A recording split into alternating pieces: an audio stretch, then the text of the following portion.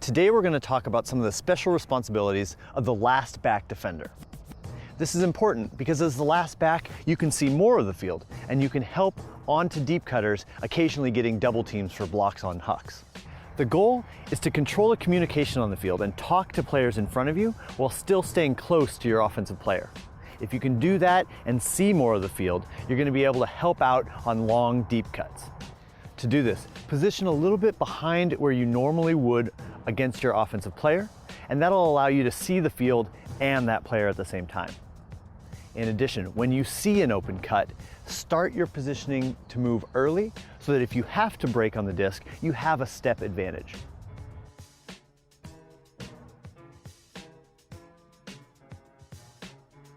Lastly, at times when there aren't cutters live and going deep, you want to make sure that you regain that position and get back to talking to cutters in front of you. It's extremely important to communicate from the last back position. From there, you can tell players in front of you if they should switch. You can occasionally help the mark out by adjusting to stop a certain cut or a certain swing. And you can definitely tell other players if you're going to switch with them. We're going to talk about some of the special responsibilities and special opportunities that we can get from the last back defender. Teddy is the only player on the field in a vertical stack who can see all of the offensive players in one go.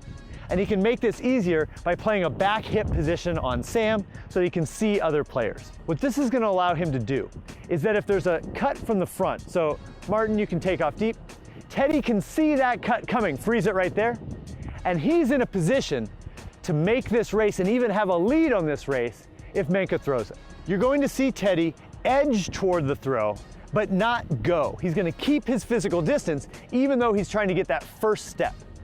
Ready? Martin, you can go deep. Teddy's going to edge to it. Good, and back. And once that cut is too far to catch, he's right back to his player. He's considering those too far cuts to be no longer his responsibility. We have a new last back. Good, Teddy's edging to it. Good, and back. If Teddy leaves for too much, Sam's going to find a lane to go in. And sometimes that's a trade-off we can live with. We might be able to get a block deep and occasionally give up an in cut. It's possible that flash poaches from the front of the stack can help with that. So again, let's go Valentin going deep. Teddy's going to edge to it and back. As soon as that thrower is out of their range for the deep cut, we want to be right back to our player. As we have this deep cut starting from the front of the stack, Teddy can see it very easily. If the disc goes up, he's off and running. He's going to try to double team that thrower and force a turnover. So Valentin, take your deep cut. As he takes his lane, Teddy can edge out towards it, and now we have a nice chance for a double teaming D.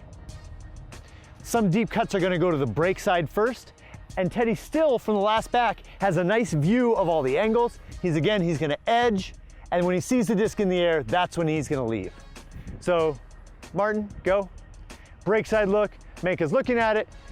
When she puts it up, Teddy can make his move. Good.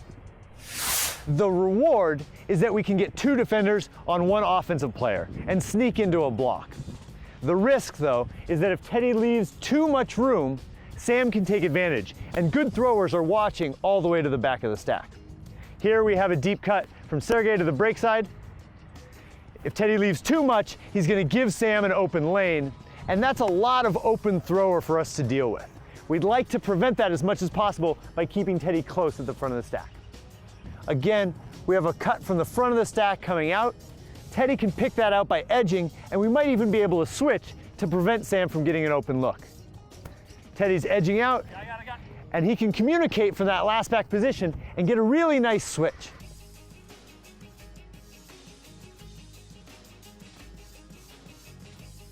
As an offensive player, there's a way to beat this. Especially in vert stacks, you can look for double unders. As Martin comes out in the lane and takes off, he'll see Teddy edging out to him. So you can come out in the lane and go deep, freeze it right there.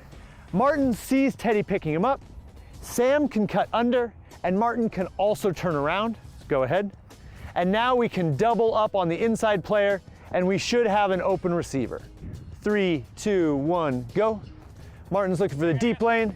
Good, you can turn around and double on this thrower. Nicely done. Using the last back to communicate can be really effective. Smart teams, though, can pick it out with double under moves. The more you can get those rewards of the blocks and the less of the risky double unders, the better for your defense. In a horizontal stack, we have two different places that we can run this last back from. Ravi here can be behind Jedi, and he can still see the entire field.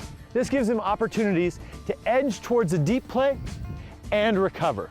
So if Sergey comes in and goes out, you're gonna see Ravi edging, but then back. Good. And Sergey back in. Sergey makes another cut. He's gonna go in, go, and then out. And if we look for that, edging and back. Good. Sergey back in. Good. Menka, go ahead and throw this one. Going in and then out.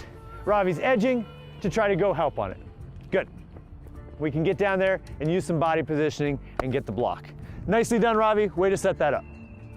We can also run these kind of last back actions from the far side in the break. Teddy's gonna edge towards this deep cut. So 3, 2, 1, go. And Teddy's got good vision of the entire play. He can see it, and he can get out into a space where he can prevent easy deep throws, really allowing us to rack up blocks. Playing last back well is a very difficult skill. You'll know that you're doing this well if you're able to keep close to your offensive player and still keep other players in the know about what's happening at the back of the stack. Whether you're in a vertical stack and you're the only last back, or in a horizontal stack where you're one of a couple people trying to patrol the end zone, you want to be maintaining contact with your player, but giving little bits of help to all the others.